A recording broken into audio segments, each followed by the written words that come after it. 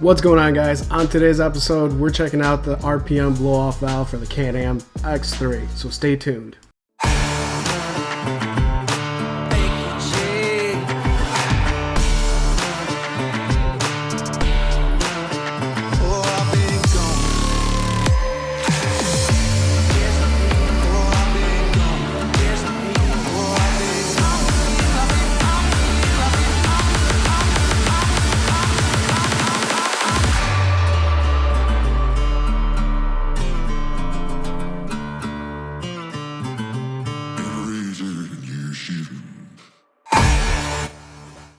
Alright guys, welcome back to the channel, and today we're talking about the blow-off valve for the X3. Do you need it? What does it do? Does it add more power?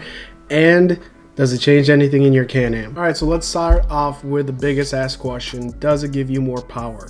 And the answer is no. And actually, it can increase turbo lag in certain situations. So why do you need it? Besides it sounding cool,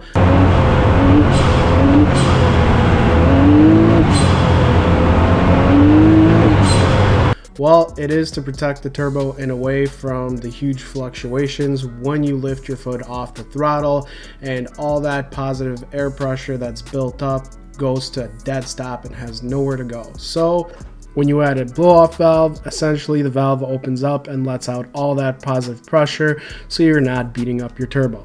And that's where you get the cool sound that everybody likes. So with my style of driving, I continuously hear turbo flutter, and I mash the throttle and lift non-stop, so I knew I needed to do something, and that's why I picked up a blow-off valve from RPM. So let's jump into unboxing it. Comes with the charge pipe and the box of goodies. So let's pop this open. So here's your blow-off valve itself. You have the little new nipple that you need to install with the hose, and I believe this is machine stainless and this is aluminum, so you get enough of that to go to your blow-off valve. You get your filter. So the filter itself seems like a decent quality. So in my case, in my box, I only had one extra spring. You get a couple extra seals, some lube. You get the plug off. If you take out your blow-off valve, you can just put this plug in, it'll plug it off. And I'll explain why this is a good idea. You get what looks to be a pre-filter, which I'm not sure if it's hydrophobic or not. Then you have an extra clamp in here.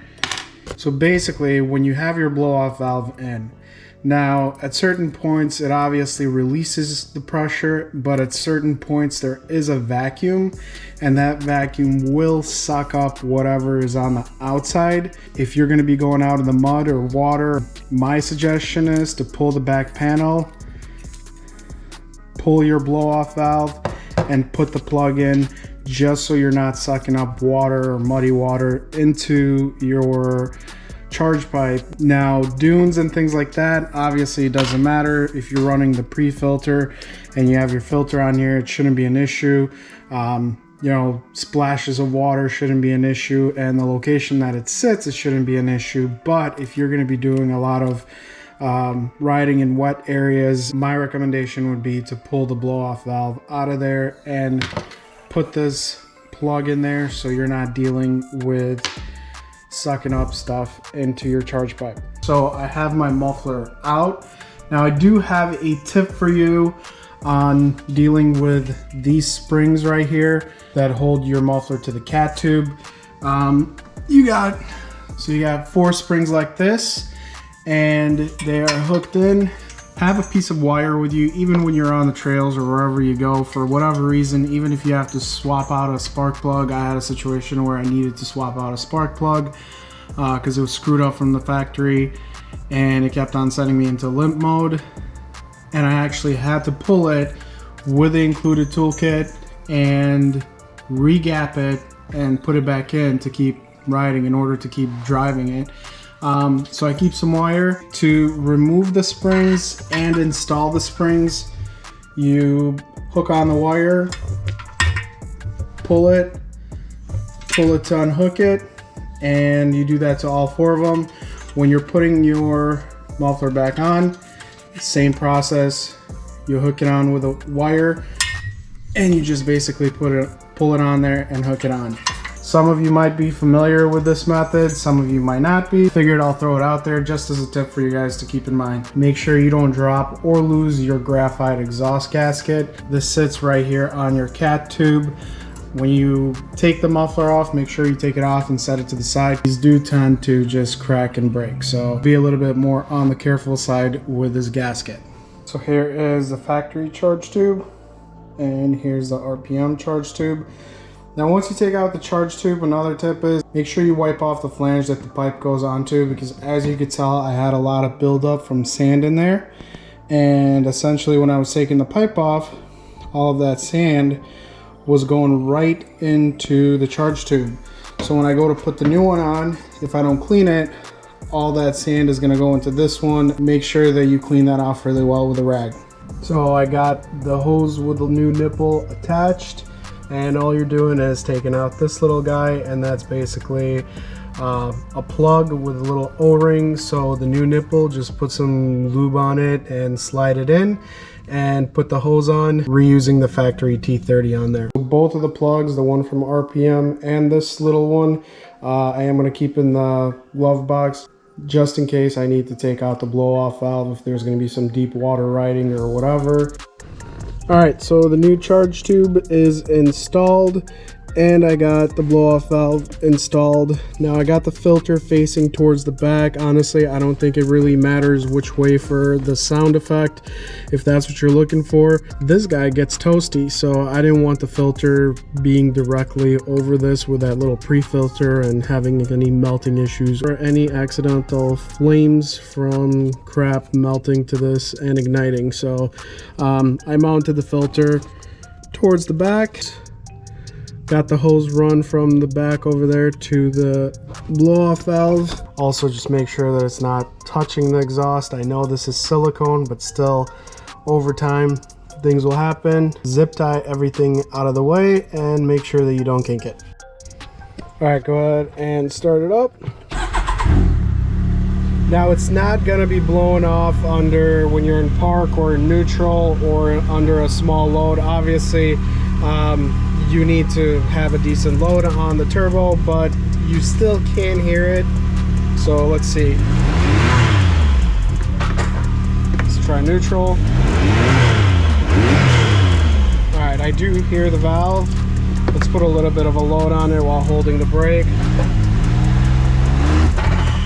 All right, so just from that, I know it's functioning. I'm ready to take it on a test drive and see how it does.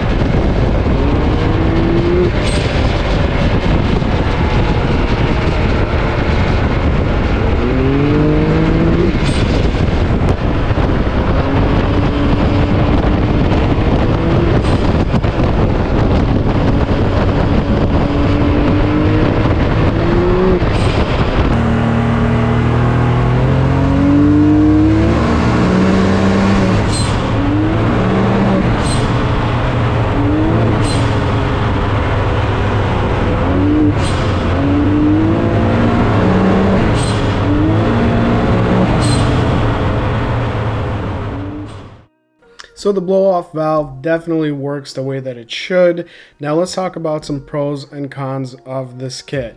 Now the first thing that I do like that it actually fits fairly well together. It's really easy to install. It has easy access for you to get to if you need to by taking the panel off in the back.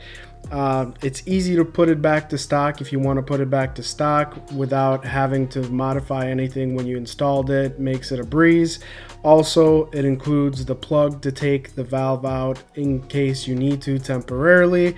And also you have an extra spring in there, comes with spare parts, O-rings, and so on and so on. And then the last but not least, it obviously sounds awesome. Now let's talk about the cons. Number one, I think it's really too close to the exhaust. I wish it was moved further away or somewhere where the valve wasn't sitting right over the turbo. It's not easily adjustable, and it's not the greatest spring rate. I think it lets off a little bit too soon. And the reason I say that is because twice I experienced complete throttle cutout under very light acceleration, and I had to let go of the throttle to basically get going again. And that was because it lost all turbo pressure while it was supposed to be building it under a light load. I wish this valve would have a way to be adjusted without swapping out the springs and by just twisting it, but you get what you get for the price. Now the only way to fine tune this valve at this point is using washers between the spring and the valve body. Now I did try using the other spring that's included, but I think that one is way too stiff, and that's because I was able to hear my turbo flutter before the blow-off valve actually let the pressure out. Now, all that being said, I do like this kit. It's only $165. Evolution Powersports does make an adjustable valve for it, but with the charge tubes it comes out over 400 bucks, and I can't really justify spending that much on a simple blow-off valve. Yes, I do need to fine-tune it, but nothing that I can't do with some valve spring shims, and it's pretty easy to do. Overall, it works great. I haven't had any issues with normal driving conditions, and the only time I had the throttle cut out was from a complete dead stop. So, all that being said, would I recommend this kit? Well, first of all, let me tell you that I'm not sponsored by them, and I did buy this kit with my own money, and I would still recommend it because I think it's a great, cheap way to help protect your turbo, and it obviously sounds awesome. So, with that being said, I want to thank you guys for watching. If you guys found this video helpful, please hit that like button, smash that subscribe button, and I will see you guys in the next video. Later.